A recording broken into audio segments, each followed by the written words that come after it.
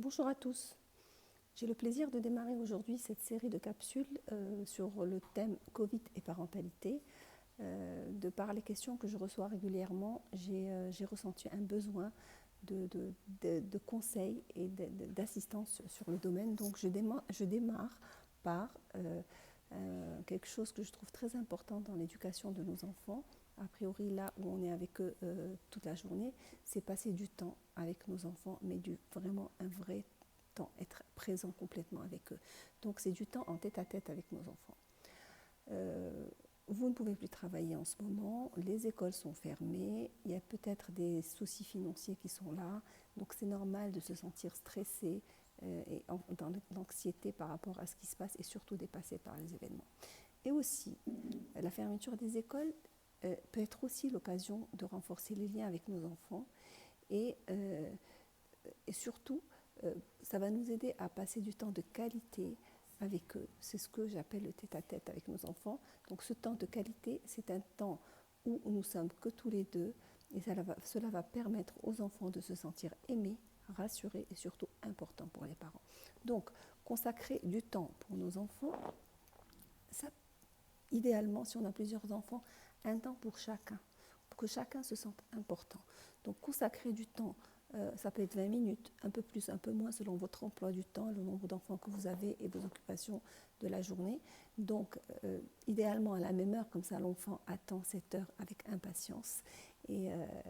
Et ça peut être un petit rendez-vous quotidien ou tous les 2 jours, tout dépend de ce que vous pourrez mettre en place. Donc demandez à votre enfant ce qu'il aime faire, ce qui l'intéresserait de faire pendant ce moment, ou alors ne faites juste rien, juste être ensemble. En fait, le fait d'inclure sa voix et de lui demander son avis permet de renforcer son estime de soi. Et surtout, si l'activité qu'il aime n'est pas possible avec la distanciation, c'est une occasion de parler de tout ce qui se passe et d'entendre ce qu'il ressent et d'être vraiment un support et une ressource pour lui. Donc des idées de choses que vous pouvez faire avec vos enfants de différents âges. Avec les bébés, vous pouvez faire des mimiques, imiter leur expression faciale, chanter des chansons qu'ils aiment, faire de la musique, leur apprendre les sons des animaux, empiler des gobelets, des cubes, raconter une histoire. Donc juste vous enrouler sur le tapis ensemble, ils adorent ça en général. Mais juste être ensemble tous les deux.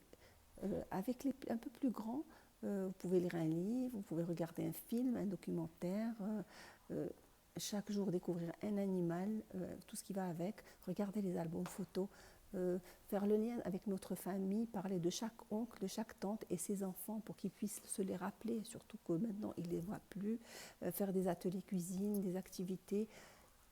Aussi travailler avec eux, c'est pas dans le moment dédié, mais juste une petite parenthèse, quand vous travaillez avec eux, c'est pas travailler pour eux, mais aidez-les plutôt et apprenez à vos enfants pendant cette période à être responsables. Contrôlez ce que vous faites. La confiance n'exclut pas le contrôle. Contrôlez ce qu'ils font et laissez-les travailler tout seuls. Avec les ados, ce que je vous proposerai, c'est parler de ce qu'ils aiment, du sport préféré, de leurs amis, de leurs copains préférés. Il faut savoir que les ados, leurs copains sont plus importants que n'importe qui à cet âge. Donc vraiment ne pas créer une barrière avec eux à ce niveau-là. Les inclure dans vos discussions, cuisiner ensemble leurs plats préférés, faites de l'exercice ensemble, leur musique préférée. Ou rien, ne faites rien, discutez de thèmes. Il est important pendant ces moments dédiés de fermer la télévision, fermer les téléphones et d'être complètement concentré, complètement présent à vos enfants. C'est ça qui va leur faire sentir qu'ils sont importants et ça va vous ressourcer, vous et vos enfants. Une dernière chose, c'est quand vous leur parlez, écoutez-les, regardez-les dans les yeux. Vraiment, ayez une vraie écoute. Ne soyez pas avec vos enfants, avec vos téléphones à la main en répondant à 36 000 WhatsApp en même temps. Voilà, donc amusez-vous, prenez du temps. Savourez les moments avec vos enfants, profitez encore de ces temps qui nous restent de confinement. Et donc, je vous souhaite une très très belle fin de journée et je vous dis à la prochaine.